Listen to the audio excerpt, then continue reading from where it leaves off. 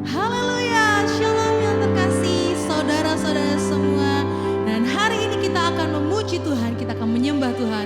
Sebab di dalam hadiratnya ada kuasa, ada kemuliaan, dan ada pemulihan. Amin. Inilah tiba saatnya kita berkumpul, memuji dan menyembah Tuhan. Tiba saatnya, tiba saatnya kami berkumpul bersatu dari segenap suku dan bangsa, berdiri di hadapan tahta Anak Domba, satu suara menyatakan keselamatan, keselamatan bagi Allah yang duduk dan bertahta. Kami naikkan pada Anak Domba pujian dan kekuatan, hormatan, kekuasaan, kemuliaan bagi Dia selamanya. Sekali lagi mari dengan segenap hati. Tiba saatnya, tiba saatnya kami berkumpul bersatu dari segenap suku dan bangsa, berdiri di hadapan tahta Anak Domba, satu suara menyatakan keselamatan, keselamatan bagi Allah yang duduk dan bertahta. Kami naikkan pada Anak Domba pujian, pujian dan kekuatan, hormatan, kekuasaan, kemuliaan bagi Dia selamanya. Mari bertepuk tangan dimanapun kau berada. Bagi Allah yang duduk,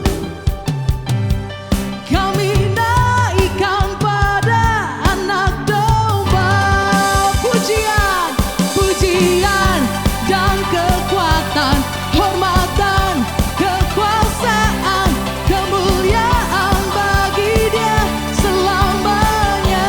Kemuliaan, selamanya. Kemuliaan, kemuliaan bagi Dia selamanya. Mari beri kemuliaan bagi Allah kita. Haleluya, sebab besar, sebab ajaib Allah kita. Haleluya, amin. Mari di dalam hadirat Tuhan kita teduhkan hati kita. Kita akan memuji Tuhan, kita akan menyembah Tuhan, sebab Dia Allah yang luar biasa. Sebab penyertaannya, anugerahnya luar biasa bagi setiap orang yang menanti-nantikan Allah. Haleluya.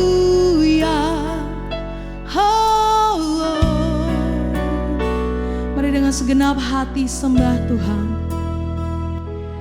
Penyertaan-Mu Tuhan, segalanya bagiku. Hadir-Mu di hidupku, terutama bagiku. Penyertaan-Mu, penyertaan-Mu Tuhan, segalanya bagiku. Hadir-Mu di hidupku, terutama bagiku. Anugerah-Mu Tuhan, anugerah-Mu,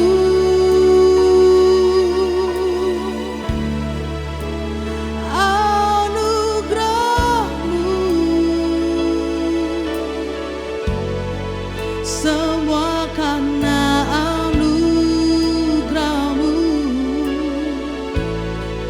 bukan karena kekuatan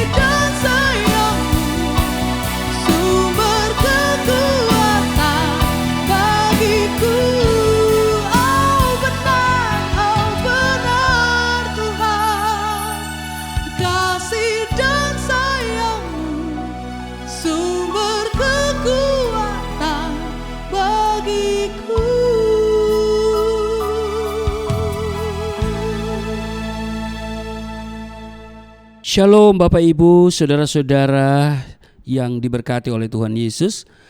Mari kita siapkan diri untuk kita boleh membaca dan mendengarkan firman Tuhan pada kesempatan ibadah pada hari Minggu ini. Mari kita berdoa. Segala hormat kemuliaan hanya bagimu Bapa di dalam nama Yesus Kristus. Kami kuduskanlah namamu, datanglah kerajaanmu, jadilah kehendakmu di bumi seperti di surga. Kami bersyukur kami boleh beribadah kepadamu di hari Minggu, walaupun melalui online. Kami percaya Roh Kudus tidak dapat dibatasi oleh ruang dan waktu, dan karena itu kami percaya Roh Kudus hadir di tengah-tengah di mana kami berada.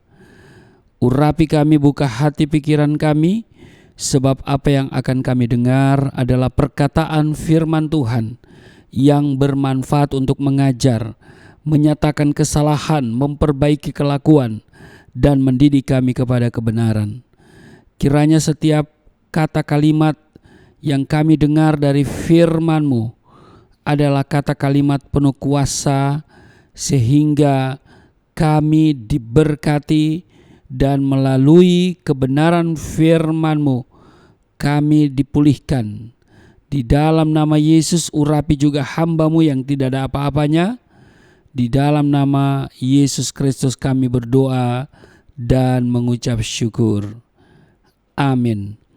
Bapak Ibu, kita membaca di Markus pasalnya yang kedua pada ayat 1 sampai dengan ayatnya yang ke-12. Orang lumpuh disembuhkan. Kemudian sesudah lewat beberapa hari, waktu Yesus datang lagi ke Kapernaum, tersiarlah kabar bahwa ia ada di rumah.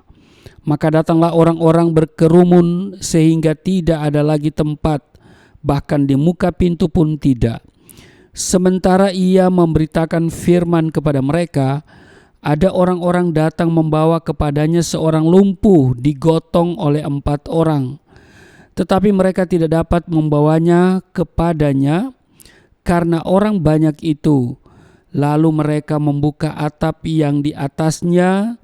Sesudah terbuka mereka menurunkan tilam tempat orang lumpuh itu terbaring. Ayat 5, ketika Yesus melihat iman mereka, berkatalah ia kepada orang lumpuh itu, "Hai anakku, dosamu sudah diampuni." Ayat 6, tetapi di situ ada juga duduk beberapa ahli Taurat.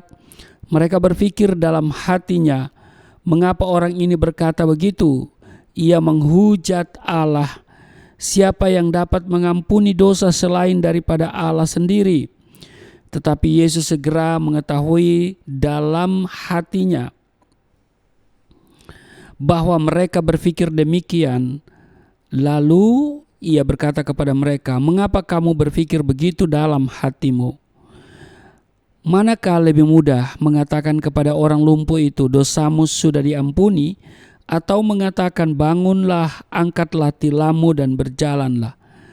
Tetapi supaya kamu tahu bahwa di dunia ini anak manusia berkuasa menghapus dosa." Berkatalah ia kepada orang lumpuh itu, "Kepadamu kukatakan, bangunlah, angkatlah tempat tidurmu dan pulanglah ke rumahmu." Ayat 12, dan orang itu pun bangun, segera mengangkat tempat tidurnya dan pergi keluar di hadapan orang-orang itu. Sehingga mereka semua takjub lalu memuliakan Allah, katanya, "Yang begini belum pernah kita lihat." Demikian Bapak Ibu jemaat yang diberkati oleh Tuhan Yesus, di dalam Markus pasal 12 pada ayat 1 sampai dengan ayatnya yang ke-12. Bapak Ibu, saya mau katakan dengar baik bahwa iman sangat berpengaruh dan berperan penting dalam kehidupan seorang Kristen. Amin. Karena dengan iman, dosa seseorang dapat diampuni. Dengan iman, seseorang dapat mengalami kesembuhan. Dan yang lebih pentingnya bahwa dengan iman, jiwa seseorang pasti akan diselamatkan. Iman yang dimaksud di sini berbicara tentang ketekunan dan keteguhan seseorang yang terus-menerus percaya dan bersandar kepada Tuhan. Dalam teks sebelumnya, kalau kita baca di pasal 1 ayat 40 sampai dengan ayat 45, sesudah Yesus menyembuhkan seorang yang sakit kusta, ia tidak lagi dengan terang-terangan memberitakan firman Tuhan. Saya akan bacakan di dalam Markus pasal 1 pada ayat yang ke-44 dikatakan begini. Ingatlah, janganlah engkau memberitahukan apa-apa tentang hal ini kepada siapapun. Tetapi pergilah, perlihatkanlah dirimu kepada imam dan persembahkanlah untuk pentahiranmu persembahan yang diperintahkan oleh Musa sebagai bukti bagi mereka.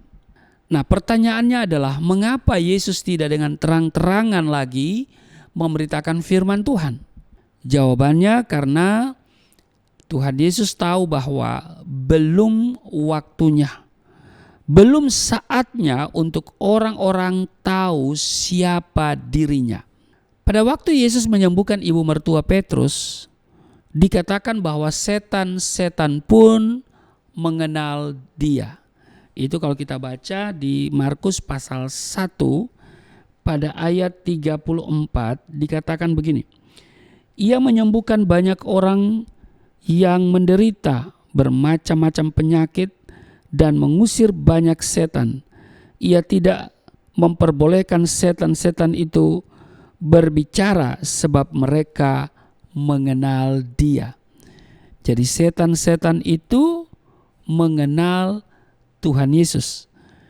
Tetapi berbeda dengan orang-orang Yahudi yang pada waktu itu mereka belum mengenal siapa Yesus yang sebenarnya. Yesus menghindar dari orang-orang yang mencari dia. Sehingga beberapa saat barulah Yesus kembali lagi ke Kapernaum untuk memberitakan firman Tuhan. Sebelum Tuhan Yesus berada di Kapernaum, berita atau informasi tentang dirinya telah menyebar di penduduk kota itu. Sehingga ketika Yesus hadir, banyak dari antara mereka yang hadir atau yang datang untuk mendengarkan Yesus memberitakan firman Tuhan.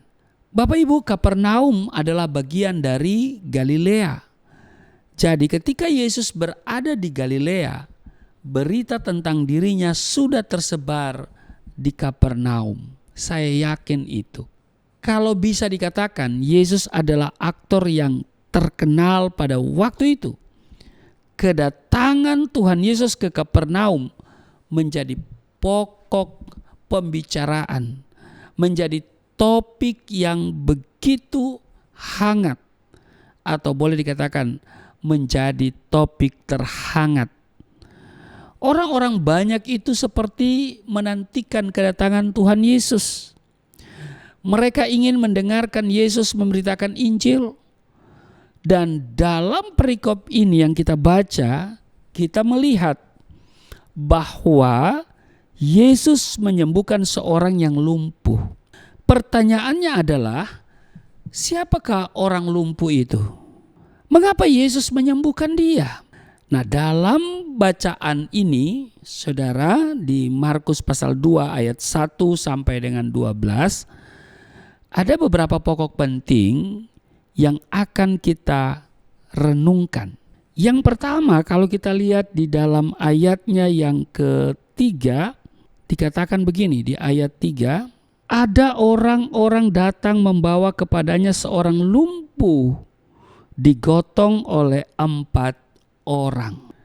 Perhatikan, ada 4 orang yang menggotong seorang lumpuh untuk dibawa kepada Yesus. Jadi yang pertama yang harus kita perhatikan adalah datang kepada siapa? Kepada Yesus.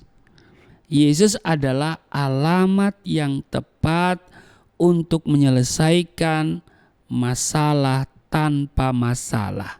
Ya kan? Yesus adalah alamat yang tepat untuk kita datang membawa semua pergumulan kita.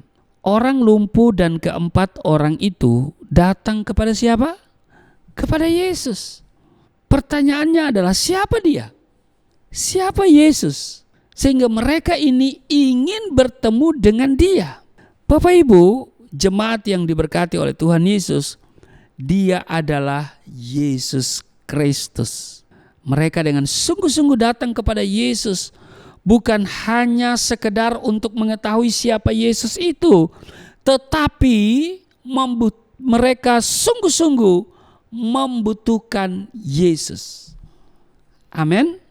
Pada saat Tuhan Yesus memberitakan firman Tuhan, saat itulah mereka, keempat orang itu, datang dengan sungguh-sungguh dan membawa teman mereka yang lumpuh itu kepada Yesus. Karena banyak orang yang hadir untuk melihat Tuhan Yesus, maka dikatakan di dalam Alkitab bahwa rumah itu tidak ada tempat lagi. Bapak Ibu jemaat yang diberkati oleh Tuhan Yesus, rumah orang Yahudi pada saat itu dibangun dari batu, mempunyai atap yang datar yang terbuat dari campuran lumpur dan jerami. Dan di luar ada tangga yang menuju ke atap rumah. Pada pagi hari pintu rumah terbuka dan siapa saja bisa keluar masuk melaluinya. Pintu rumah tidak pernah tertutup, terkecuali pemilik rumah itu menginginkan suasana yang sangat pribadi bersama dengan keluarga.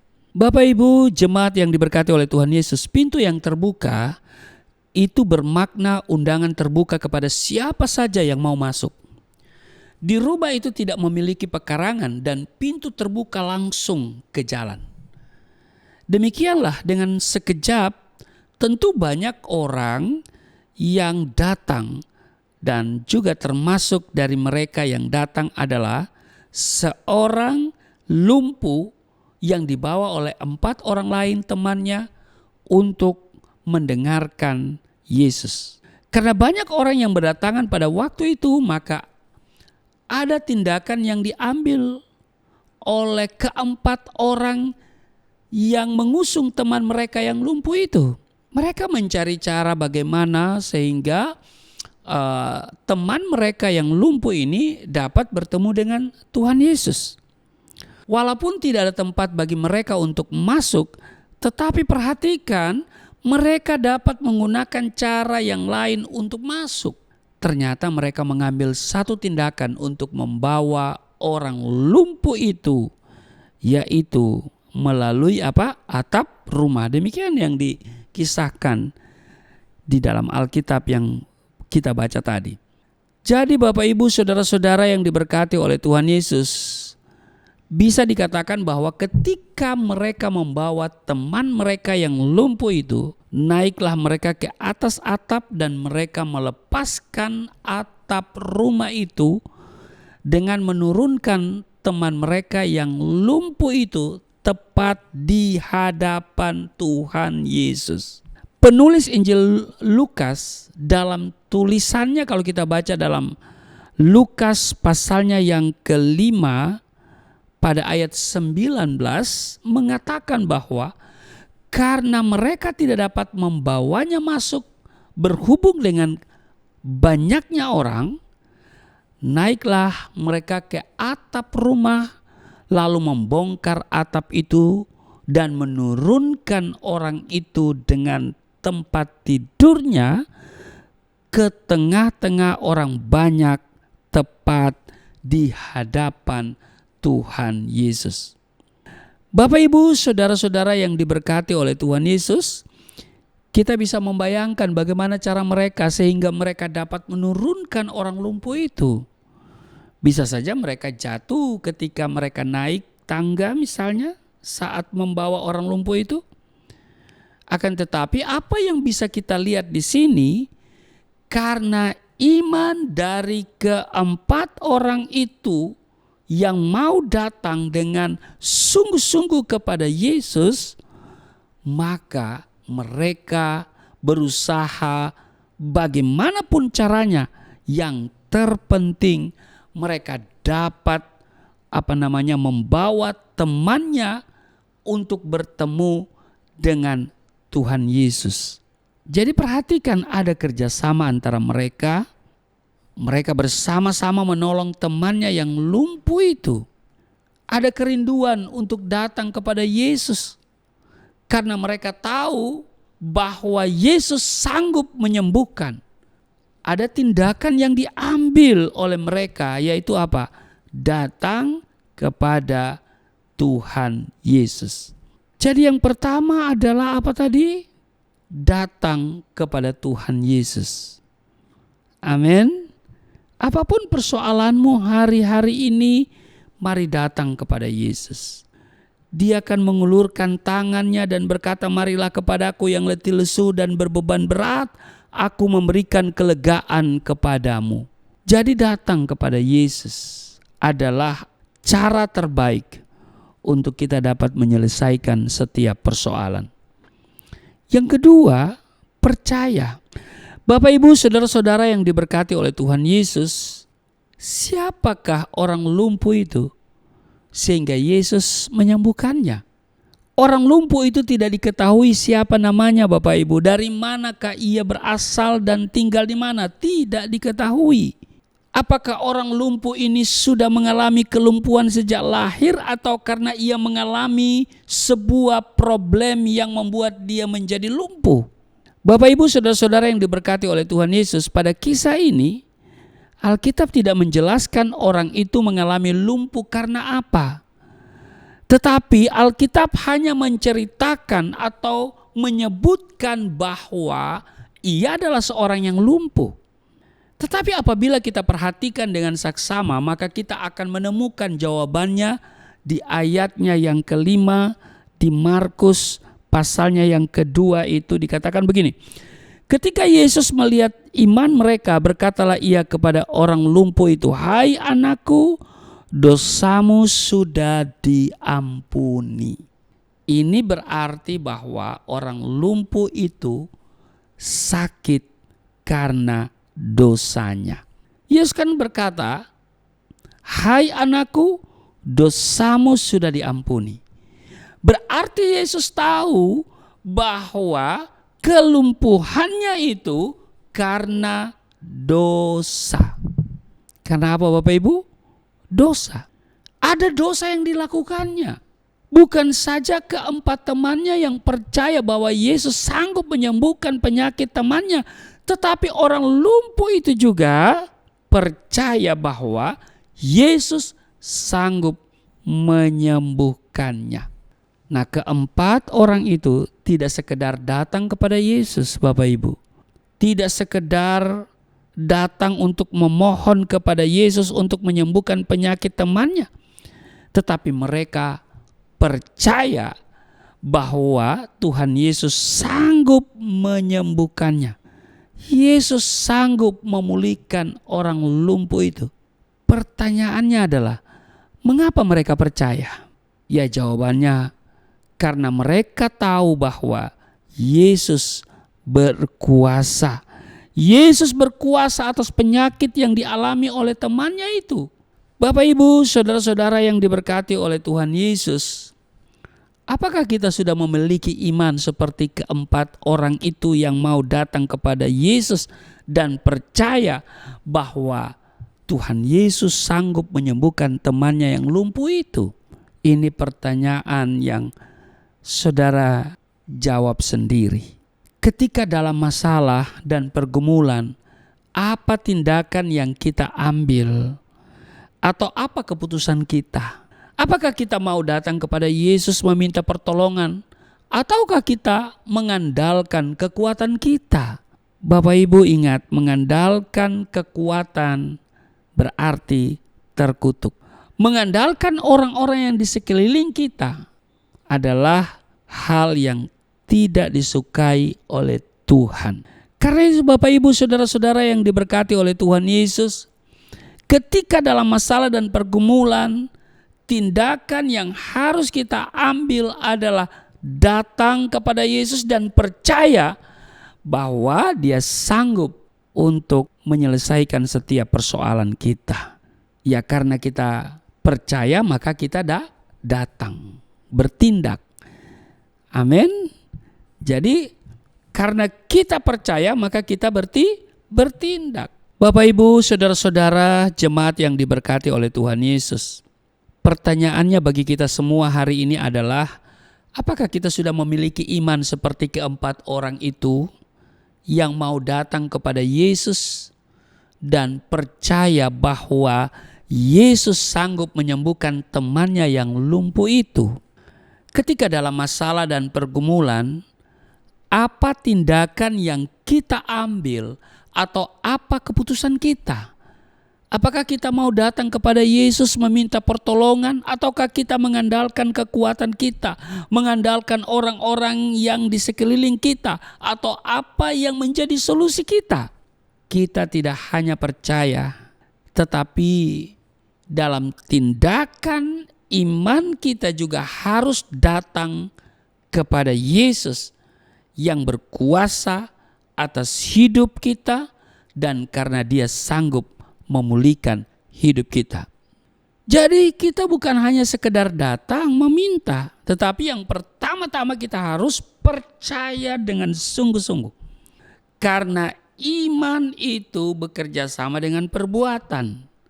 Kita percaya Tuhan sanggup untuk menyembuhkan, dan berarti kita harus datang kepadanya. Amin. Karena kita percaya, maka kita melakukan. Betul? Karena kita percaya bahwa Tuhan Yesus sanggup menolong kita, maka kita datang kepada Dia di dalam doa. Amin. Nah, kita lihat dampak tindakan iman. Ya kan? Jadi datang itu merupakan sebuah tindakan iman.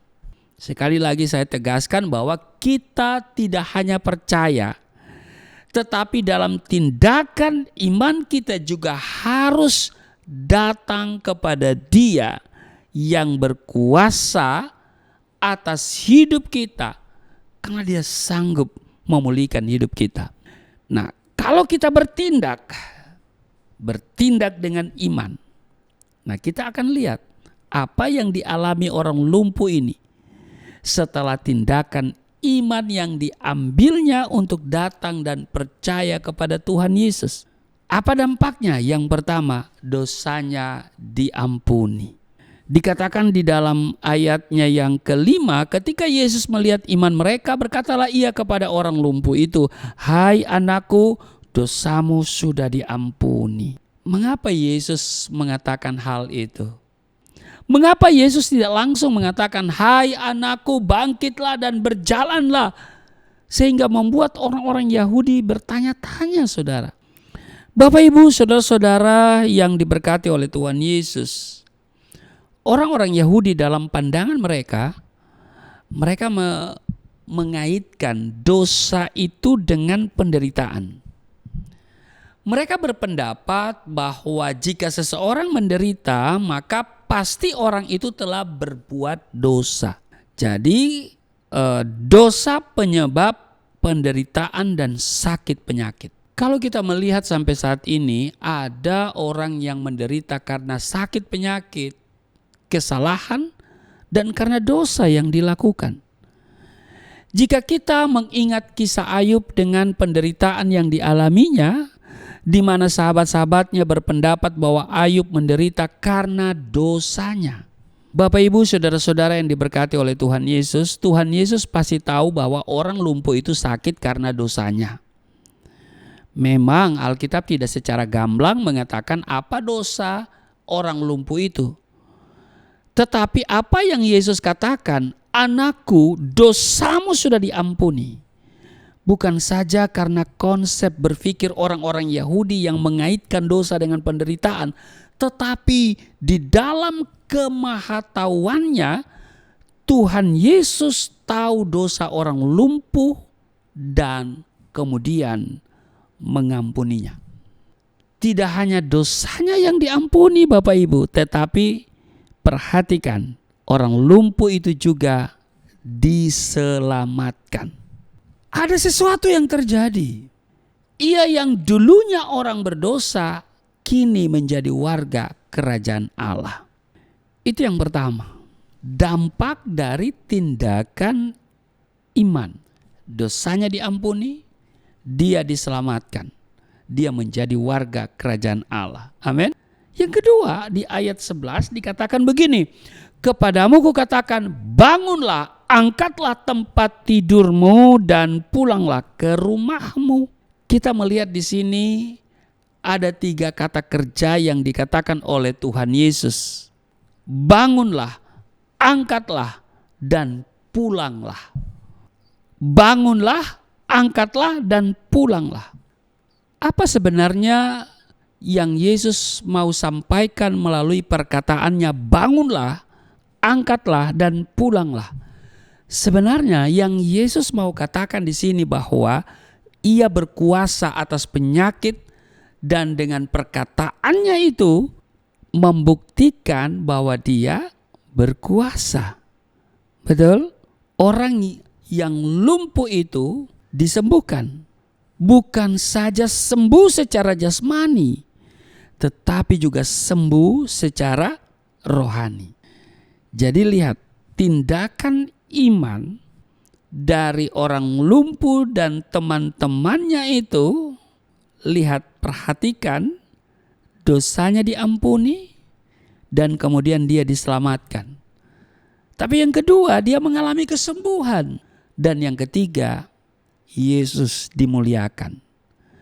Di ayat 12, dan orang itu pun bangun, segera mengangkat tempat tidurnya dan pergi keluar di hadapan orang-orang itu, sehingga mereka semua takjub lalu memuliakan Allah. Katanya, yang begini belum pernah kita lihat. Kalau saya buat perbandingan terjemahan, kalau dalam terjemahan lama dikatakan begini, semua orang yang melihat hal itu sangat heran dan mereka memuji Allah begini, kita belum pernah melihat keajaiban seperti ini. Itu terjemahan lama. Dalam terjemahan Alkitab Berita Baik dikatakan begini, di hadapan mereka semua orang lumpuh ini bangkit, mengangkat tikarnya dan segera keluar. Semua orang di situ tercengang-cengang lalu mereka memuji Allah. Mereka berkata bahwa belum pernah kami lihat perkara seperti ini. Jadi perhatikan, ia orang lumpuh itu langsung bangkit, segera mengangkat tilamnya dan pergi dari rumah itu. Hal inilah yang menyebabkan atau membuat orang-orang Yahudi takjub, sehingga mereka memuliakan Allah. Karena sebelumnya mereka tidak pernah melihat hal seperti ini. Karena keteguhan dan kepercayaan atau iman dari keempat orang itu, sehingga memberikan dampak yang sangat besar, yaitu apa? Nama Yesus dimuliakan. Bapak, Ibu, saudara-saudara yang dikasihi oleh Tuhan Yesus Kristus, dalam kehidupan kita, apa yang membuat atau menghalangi kita untuk sungguh-sungguh datang dan berserah kepada Yesus? Seringkali kita bimbang, kita khawatir, bahkan kita meragukan kuasa Tuhan di saat kita menghadapi masalah seperti sakit penyakit atau pelayanan ke depan, atau kehidupan lama kita yang belum kita bereskan di hadapan Tuhan, sehingga menghalangi kita datang kepada Tuhan. Bapak, Ibu, saudara-saudara yang diberkati oleh Tuhan Yesus, kita yang sering bimbang, kita yang sering ragu, pada saat ini saya mau katakan, dengar baik, percayalah bahwa di dalam Yesus ada pengharapan yang pasti. Dan kita tidak perlu takut karena ada jalan keluar dikala kita mengalami masalah. Ada kesembuhan dikala kita mengalami sakit penyakit. Dan percayalah bahwa Tuhan Yesus sanggup memulihkan hidup kita. Amin. Bapak, Ibu, saudara-saudara jemaat yang diberkati oleh Tuhan Yesus, apakah kita sudah memiliki iman seperti keempat orang itu yang membawa teman lumpuhnya itu mau datang dengan sungguh-sungguh dan percaya kepada dia? Jawabannya ada dalam pribadi kita masing-masing. Jawabannya ada dalam diri kita dan kita yang lebih tahu. Mari kita percaya dengan sungguh-sungguh dan kita bertindak dengan iman. Kita mau datang kepada Tuhan karena Dia yang sanggup menolong, sanggup menyembuhkan, sanggup memberkati, sanggup memulihkan keadaan kita. Amin. Kiranya firman hari ini akan membuat iman kita makin teguh sehingga kita memiliki iman yang berkemenangan. Amin. Tuhan Yesus memberkati. Mari kita berdoa. Terima kasih untuk hari ini kami belajar dari seorang lumpuh yang dibawa oleh keempat teman-temannya untuk datang ke hadapan Tuhan Yesus sehingga Engkau menyembuhkannya, mengampuni dosanya, dan dia dipulihkan. Terima kasih, kami bawa seluruh hidup kami kepadamu.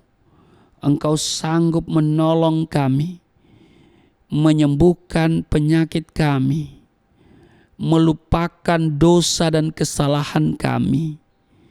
Kami bawa seluruh hidup kami kepada Tuhan, dan kami akan mengalami pemulihan. Terima kasih, firman sudah kami dengar, bukan untuk kami lupakan. Kami lihat yang pertama orang itu datang kepada Yesus karena dia percaya. Dan karena itu ada dampak dari tindakan iman yang dia lakukan. Dia disembuhkan, dia juga diselamatkan. Nama Yesus juga dimuliakan. Terima kasih, dan saatnya kami akan menyatu dengan tubuh darah-Mu. Namun sebelumnya kami akan memberikan persembahan sebagai ucapan syukur kami. Tuhan begitu baik dalam hidup kami.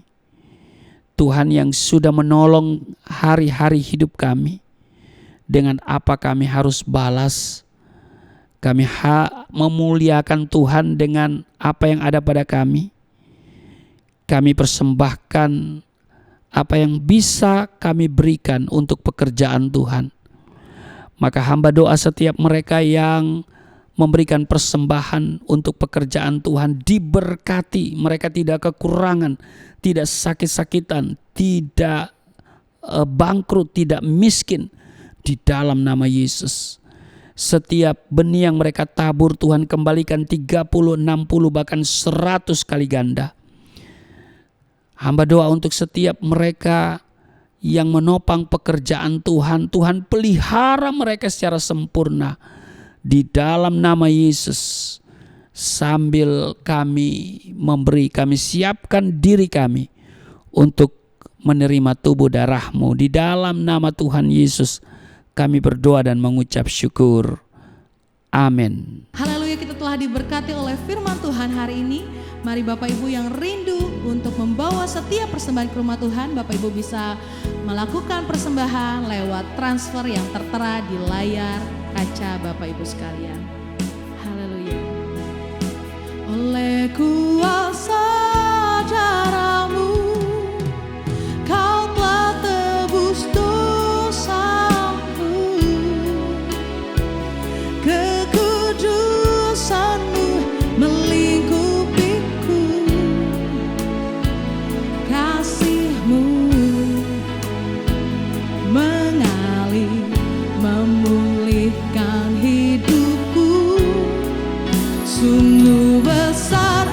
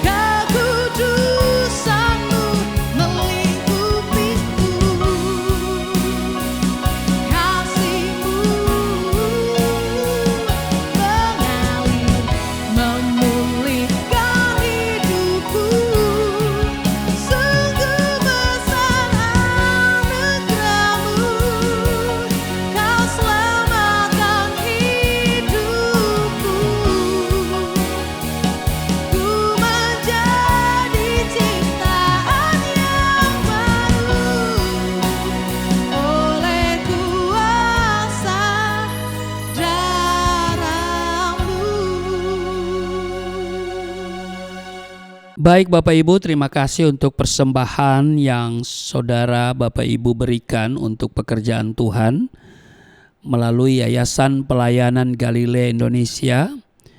Kami doa setiap benih yang ditabur Tuhan kembalikan 30, 60 bahkan 100 kali ganda. Kami doa supaya Bapak Ibu tidak kekurangan dan diberkati berkelimpahan.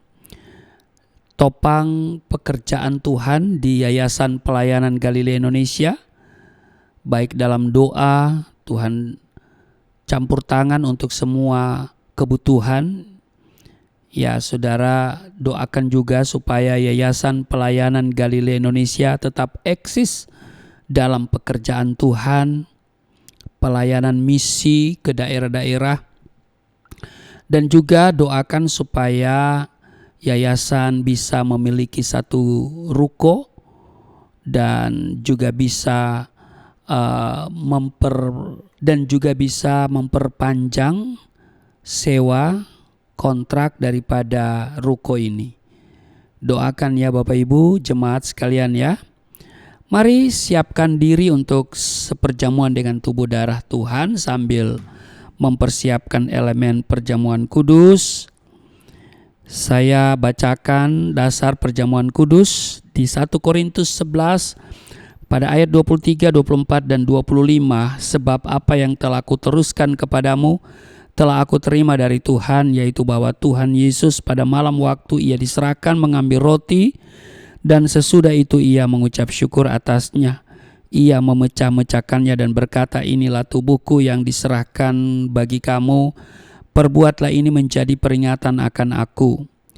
Demikian juga ia mengambil cawan sesudah makan, lalu berkata, cawan ini adalah perjanjian baru yang dimateraikan oleh darahku. Perbuatlah ini setiap kali kamu meminumnya menjadi peringatan akan aku. Baik Bapak Ibu, kalau sudah ada hosti dan anggur, saya jemput kita semua berdiri. Mari kita angkat. Kita ambil hosti, kita angkat, dan mari kita katakan apa yang saya katakan, kita katakan bersama-sama.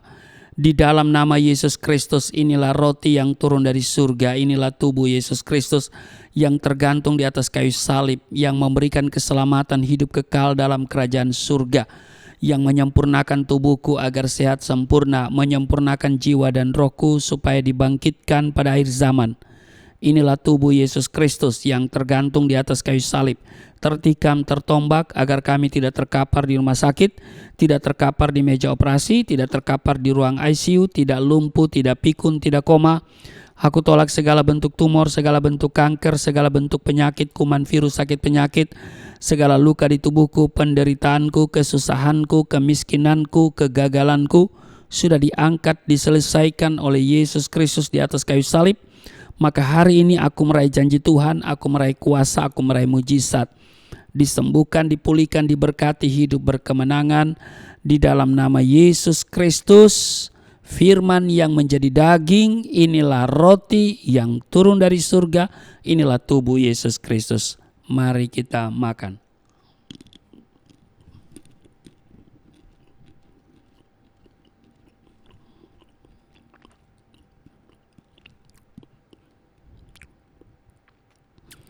Mari kita ambil anggur dibentuk menjadi darah Kristus, kita angkat dengan tangan kita dan katakan apa yang saya katakan, mari kita katakan bersama-sama. Di dalam nama Yesus Kristus, inilah darah Yesus Kristus yang tertumpah di atas kayu salib sebagai perjanjian yang baru dan yang kekal, yang memberikan pengampunan atas dosa-dosaku, menyucikan dan menguduskan kami, agar kami semua termaterai menjadi warga kerajaan surga. Di dalam nama Yesus Kristus, oleh kuasa darahnya dan oleh bilur-bilur Yesus Kristus, kami semua diselamatkan. Dan mulai hari ini kami semua tidak sakit-sakitan, tidak migrain, tidak sakit kepala, tidak vertigo, tidak pendarahan. Aku tolak stroke, aku tolak sakit kista, segala bentuk tumor, segala bentuk kanker. Aku tolak sakit jantung, jantungku sehat, tidak dioperasi, tidak ada penyempitan. Aku tolak sakit paru-paru, paru-paruku sehat, tidak ada flek, tidak TBC, tidak sakit asma. Aku tolak sakit liver, tidak hepatitis. Aku tolak sakit ginjal, ginjalku sempurna, tidak cuci darah, tidak gagal ginjal. Aku tolak diabetes, pankreasku sempurna. Aku tolak darah tinggi, aku tolak darah rendah. Tidak ada alergi dalam tubuhku, tidak kolesterol, sel-sel darah merah, darah putih, sempurna adanya. Tidak asam urat, aku tolak rematik, tulang-tulangku tidak keropos, saraf, pembuluh-pembuluh darah, semuanya berfungsi dengan sempurna. Darah Yesus Kristus membalut, menyembuhkan segala penyakitku. Tuhan memperbesar kapasitasku, kekayaan bangsa-bangsa dipercayakan kepadaku. Tidak ada pintu yang tertutup bagiku, tidak ada kuasa kegelapan yang bisa menyerang aku. Tuhan akan selalu memberkati pekerjaan tanganku, apa saja yang aku kerjakan selalu berhasil. Mujizat dan terobosan akan menjadi bagianku, pengurapan dan otoritas ilahi ada dalam hidupku. Di dalam nama Yesus Kristus, inilah darah Yesus Kristus. Mari kita minum darah Yesus.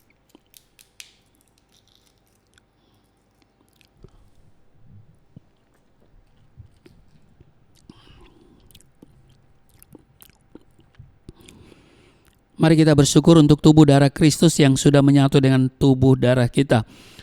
Kita berdoa, terima kasih Tuhan untuk tubuh darah-Mu yang sudah menyatu dengan tubuh darah kami. Kami di dalam Tuhan, Tuhan tinggal di dalam kami.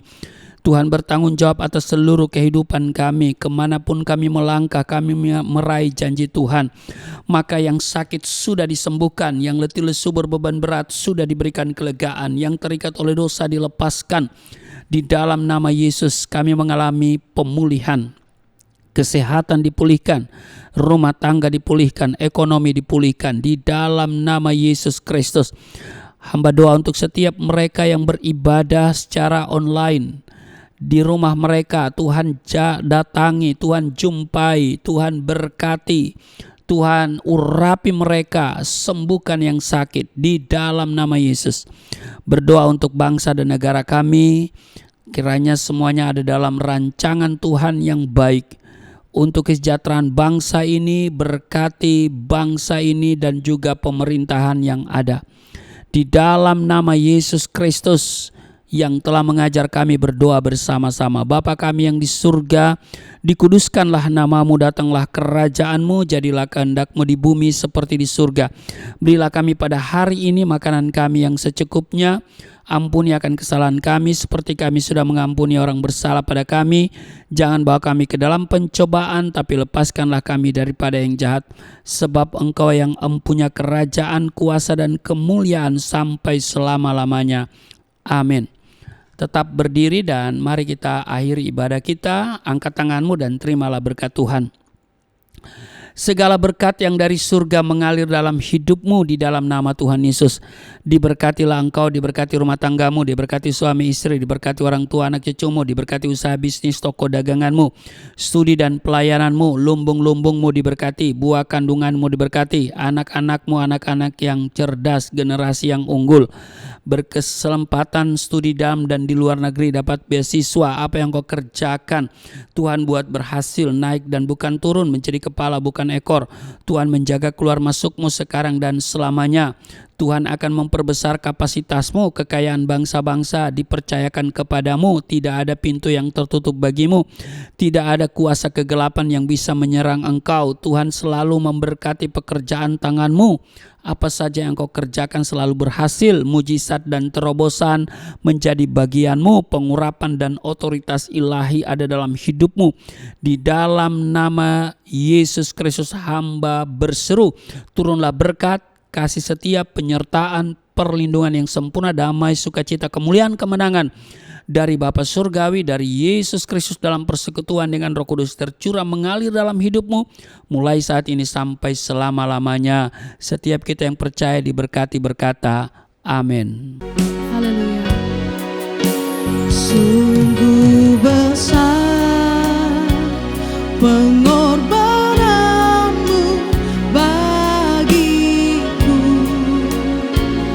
terlalu dalam untuk dimengerti. Sungguh besar,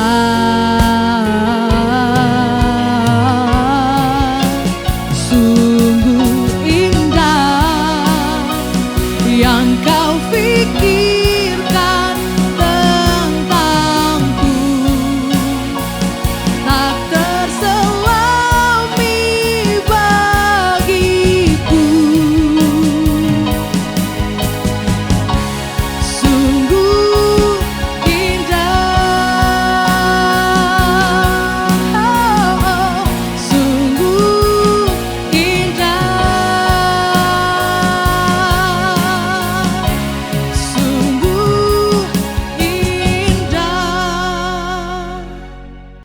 ibadah kita telah selesai. Sampai jumpa di ibadah-ibadah berikutnya. Tuhan Yesus memberkati.